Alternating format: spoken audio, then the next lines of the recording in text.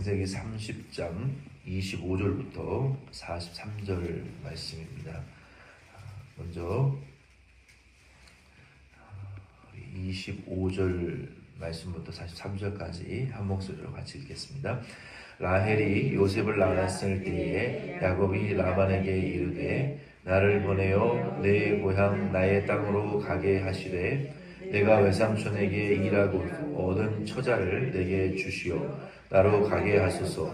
내가 외삼촌에게 한 일은 외삼촌이 아시나이다. 라반이 그에게 이르되 여호와께서 너로 말미암아 내게 복 주신 줄을 내가 깨달았노니 내가 나를 사랑스럽게 여기거든 그대로 있으라. 또 이르되 내 품삯을 정하라. 내가 그것을 주리라. 야곱이 그에게 이르되 내가 어떻게 외삼촌을 섬겼는지 어떻게 외삼촌의 가축을 쳤는지 외삼촌이 아시나이다. 내가 오기 전에는 외삼촌의 소유가 적더니 번성하여 때를 이루었으니 내 발이 이르는 곳마다 여호와께서 외삼촌에게 복을 주셨나이다. 그러나 나는 언제나 내 집을 세우리이까. 라반이 이르되 내가 무엇으로 내게 주랴? 야곱이 이르되 외삼촌에게 내게 아무것도 주지 않더라도 나를 위하여 이 일을 행하시면 내가 다시 외삼촌의 양떼를 먹이고 시키리이다. 오늘 내가 외삼촌의 양떼에 두루 다니며 그 양 중에 아롱진 것과 점 있는 것과 검은 것을 가려내며 또 염소 중에 점 있는 것과 아롱진 것을 가려내리니 이 같은 것이 내 품삯이 되리이다.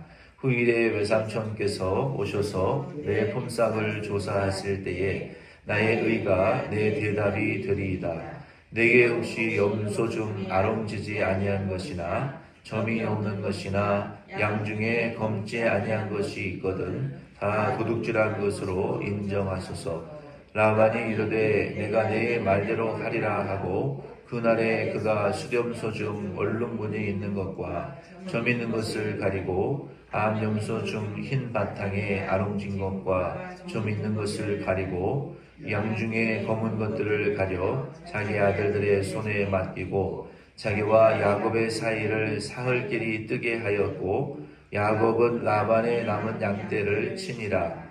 야곱이 보드나무와 살구나무와 산풍나무의 푸른 가지를 가져다가 그것들의 껍질을 벗겨 흰 무늬를 내고 그 껍질 벗긴 가지를 양떼가 와서 먹는 개천의 물구유에 세워 양떼를 향하게 하매 그 배가 때가 물을 먹으러 올 때에 새끼를 베니 가지 앞에서 새끼를 베므로 얼룩얼룩한 것과 점이 있는 아롱진 것을 낳은지라.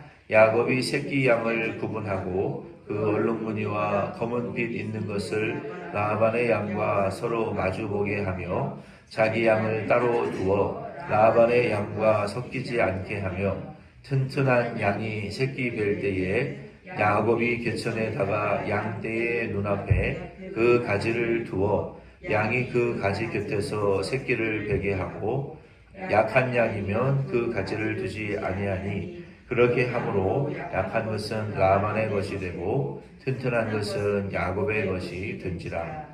이에 그 사람이 매우 번성하여 양떼와 노비와 낙태와 나귀가 만났더라. 아멘.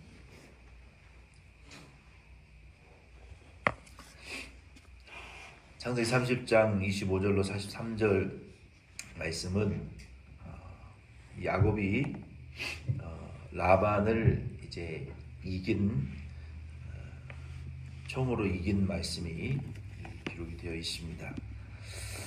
야곱이 라반을 이기긴 이겼지만 야곱이 여전히 아직도 인간적인 그 수단과 방법으로 성공을 꿈꾸고 있는 이러한 모습도 여기 여전히 보이고 있습니다.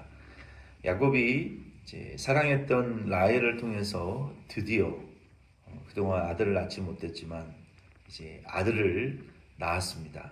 그래서 그 아들을 얻었기 때문에 야곱의 마음에는 내가 사랑하지 않는 레아와 또 라헬의 여종들을 통해서 자녀를 낳았지만 내가 진짜 사랑하는 라헬을 통해서 아들을 낳으면 내가 고향으로 돌아갈 것이다 라고 이렇게 결단했었던 것 같아요.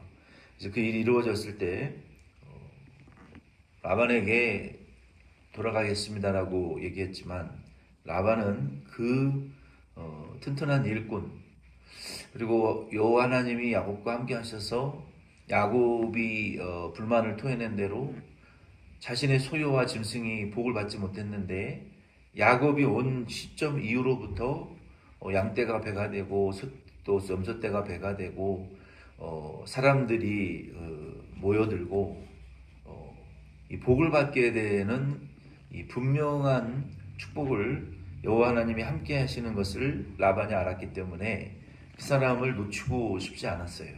그래서 27절 말씀에 보면은 예의 바르고 축복을 하는 것처럼 라반이 이렇게 대답합니다. 여호와께서 너로 말미암아 내게 복을 주신 줄을 내가 깨달았노니 내가 나를 사랑스럽게 여기거든 그대로 있으라. 그러면서 지금까지 보수 없이 돈을 받지 않고 일을 이제 부려먹었는데 그제서야 이게 뭐 십몇 년이 지난 이후에야 그제서야 보수를 정하라고 하고 이 사탕발림으로 야곱을 붙들려고 라반이 처음으로 이런 말을 했습니다. 근데 야곱은 이미 마음이 떠났고 삼촌이 내가 삼촌을 위해서 희생하고 헌신한 거, 수고한 거 당신이 아시지 않습니까? 나로 인해서 하나님이 당신에게 이렇게 큰 축복을 주셨는데 당신은 이렇게 복을 받는데 나는 또 언제 독립해서 나를 위한 독립적인 가문을 내가 일으킬 수가 있습니까? 나를 돌아볼 때가 언제입니까? 라고 자기 집을 세우기를 원한다라고 말했어요. 야곱이 라반이 절대로 돌려보내고 싶은 마음이 없는 것을 깨닫고 자기보다 훨씬 악하고 또 단수가 높은 사람인 것을 아주 사람을 올가매는 이런 그 주특기가 있는 사람인 것을 야곱이 알았기 때문에, 그러니까 사람 중에도 그런 사람이 있어요. 이 미끼를 잘 활용을 해가지고 이 낚시를 잘하는 사람들은 이렇게 좀 그런 성향이 있는 것 같아요. 사람들을 적당한 미끼를 던져서 그 미끼로 합당한 보수를 주지 않고 그 입을 꿰서 그 낚싯줄로 사람을 끌었다 당겼다 하는 이거 아주 이 라반과 같은 사람이 있어요. 그래서 그 사람이 좀 힘들어하면 미끼를 한두 개 더 주고 좀 잘 따라오는 것 같으면 낚싯줄을 팽팽하게 당겨서 자기의 노예와 같이 이 억압하는 손길로 그 사람을 끌고 가는 그런 아주 악한 사람이 라반과 같은 사람이 세상에는 있어요. 그건 옳은 것은 아니거든요. 그리고 그 사람의 필요가 무엇인지를 알아서 그 필요한 것들을 조금씩 던져주고 자기 뜻대로 부려먹는 그 사람이 보통 뭐 일도 마찬가지고 교회도 마찬가지예요. 우리가 어떤 일을 할 때 그 사람이 독립하기를 원하면 자기 밑에 수하에 있는 사람이 독립하기를 원하면 지위는 그 사람을 키워서 그 사람이 자기의 기업을 꾸려갈 수 있도록 이렇게 키워주는 리더가 있어요. 교회도 마찬가지예요. 부교육자가 교회에 들어와서 잘하고 바르게 하면 때가 되면 그 부교육자를 독립을 시켜서 교회를 개척할 수 있도록 해주는 것이 올바른 목회자예요. 죽을 때까지 부려먹다가 교회 개척도 안 해주고 리더십도 인정해주지 않는 그런 리더는 옳지 않은 리더들이에요. 그래서 오늘날 많은 교회들이 찢어져 나가는 이유 중에 하나는 이 라반과 같은 리더십을 가진 목회자가 교회 개척과 부흥에는 소망이 없고 그저 자기 욕심만 채우려고 하는 목회자가 있으면 그 안에 들어와 있는 부교육자들은 야곱과 같은 비전을 꿈꿀 수밖에 없어요. 그것을 막을 수는 없고 그 길을 터줘야 되는 거예요, 교회가. 근데 그것을 하지 않기 때문에 교회 안에 이 분열의 이 역사들이 일어나는 거예요. 마찬가지로 야곱도 지금 내가 언제까지 당신이 이렇게 나 때문에 복을 받고 축복을 받았는데도 나를 붙들고 있으려고 합니까? 이제는 나를 놔주십시오. 독립하기를 지금 야곱이 바랬단 말이에요. 그래서 야곱이 인간적인 수단과 말로는 되지 않는 것을 야곱이 일찍 깨달았어요. 똑똑한 사람이죠, 야곱도. 그래서 내가 한 가지 제안을 할 텐데 그 제안만 따르면 나는 보수 안 받고 여전히 계속 당신을 위해서 그 일이 끝날 때까지 일할 것입니다. 뭐냐? 당신의 소떼와 양떼 중에 아름지고 얼룩무늬 있고 검은 점이 있는 조금이라도 반점이 있는 양과 염소는 다 가져가십시오. 그리고 나에게는 흰 얼룩얼룩한 무늬, 아름진 무늬, 검은 무늬가 없는 것을 나에게 주고 무늬 있는 것은 당신이 다 가져가십시오. 그리고 그 이후로 흰 양과 염소떼 중에서 얼룩얼룩 아롱아롱 검은 무늬가 나오는 새끼가 나오면 그거는 내 겁니다. 그게 내 싹입니다. 라반이 생각할 때 이런 바보 같은 놈. 야, 검고 얼룩무늬 있고 무늬가 있는 그 숫 양과 숫 염소가 있어야 그런 새끼가 나오는데 너는 정말 바보로구나. 그래서 그대로 했어요. 라반이 양떼와 염소떼 중에 얼룩무늬 있고 아롱진 무늬가 있고 검은 무늬가 있는 숫 것들을 다 가져다가 자기 아들에게 맡기고 자기 아들한테 다 주고 3일 길을 떨어뜨려 놨어요. 3일 길이면은 걸어서 3일을 가야 되는 길이면 혹시 양과 소가 무리에서 떨어져 나가서 온다 하더라도 길을 잃어버리거나 다시 돌아갈 수밖에 없는 길이에요. 야곱의 양떼와 소떼로 올 수가 없는 무리란 말이에요. 그 목동의 인도가 없이는 절대로 불가능한 일이에요. 돌아갈 수가 없어요. 그래서 3일 길을 떨어뜨려 놓고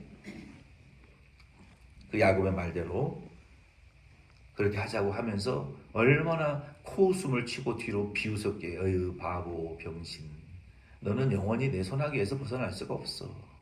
이렇게 얼마나 야곱을 속으로 욕을 했겠어요. 근데 이러한 상황에서 야곱은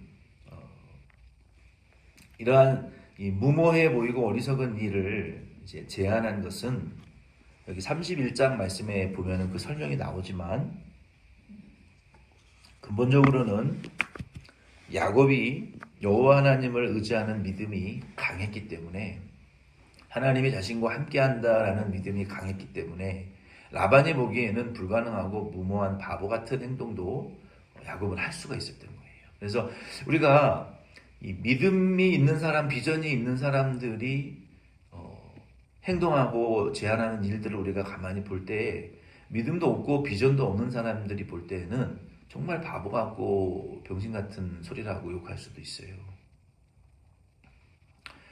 그 여리고성이 전쟁을 안 하고 어떻게 무너집니까? 어떻게 요단강이 갈라지고 홍해가 갈라지냐는 거예요. 정말로 어리석어 보이는 거 아닙니까? 근데 하나님의 비전과 하나님의 그 주신 믿음은요, 때로는 굉장히 무모해 보이고 부대끼고 나랑 맞지 않고 무식해 보이고 이성적이지 않고 과학적이지도 않아요. 근데 야곱은 라반에게 그렇게 제안을 할 수 있었던 그 근본적인 이유는 하나님이 나와 함께 하신다라고 했던 어디입니까? 여기 창세기 28장 15절 말씀에 보면은 하나님이 야곱에게 뭐라고 하셨어요? 베델에서 돌베개를 베고 자던 밤에 집나와 그 고통스러운 첫날 밤에 베델에서 잘 때 사닥다리가 하늘에서 땅에 닿았는데 천사가 오르락 내리락 하면서 하나님이 나타나셔서 뭐라고 말씀하셨어요? 내가 너와 함께 할 것이다.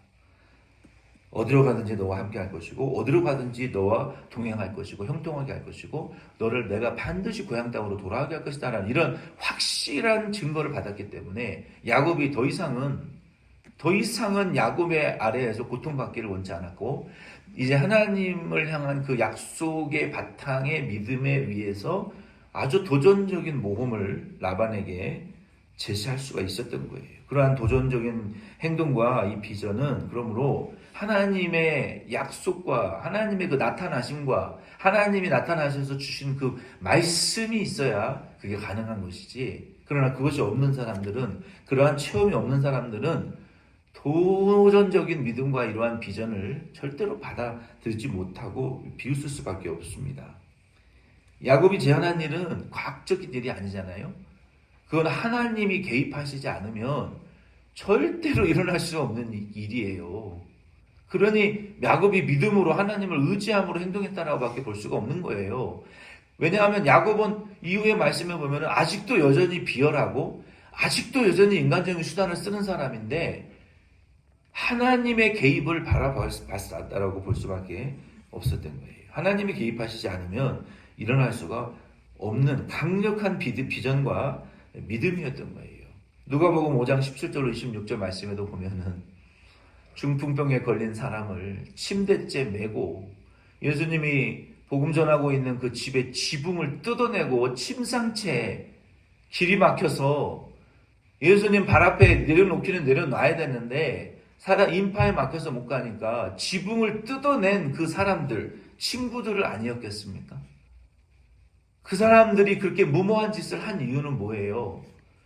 지붕을 뜯어내고 집회를 방해하더라도 예수님한테만 가면 고침 받는다라는 확신과 비전이 있었기 때문에 그러한 무모한 짓을 하는 거 아니겠습니까? 야곱의 행동도 지금 그거예요. 그 믿음과 비전이 없다면 도전적인 믿음, 상식을 초월하는 행동은 하지 못해요. 이 비전이 없는 사람들, 하나님 경험하지 못한 사람들은 맨날 이차원적이고 상식적인 수준에서밖에 믿음 생활을 못하는 거예요. 그걸 못 벗어나요.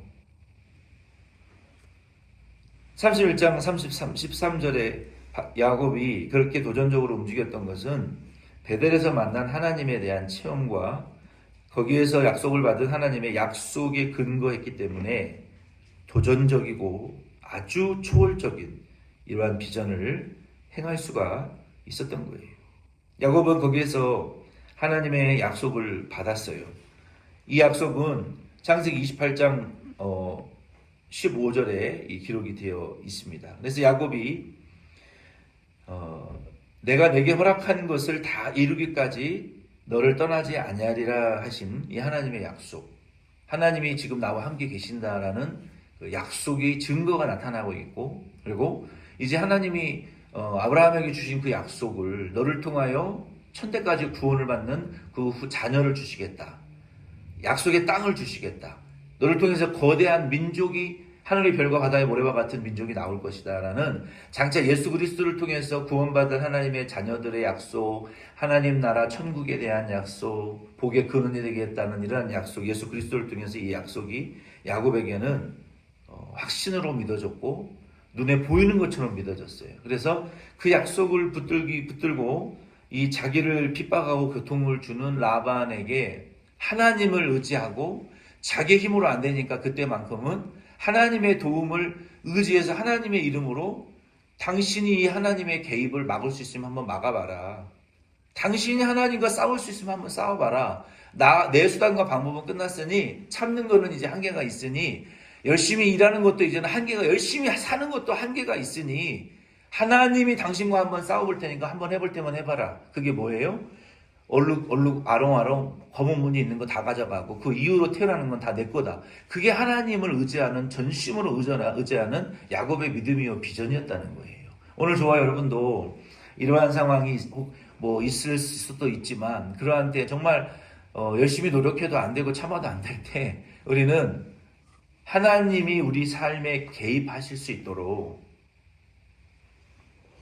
믿음으로 그 길을 깔아드리고 사람들 앞에서도 믿음으로 우리의 양탄 카페트를, 믿음의 카페트를 깔아버려야 돼요. 내가 뭐 계속 참는다고 해결되는 것도 아니고 열심히 산다고 해결되는 것도 아니에요. 나보다 단수가 높은 사람들 이겨먹으려고 이길 수도 없고 안 되는 사람들 변화시킬 수도 없어요. 그럴 때는 어떻게 해야 돼요?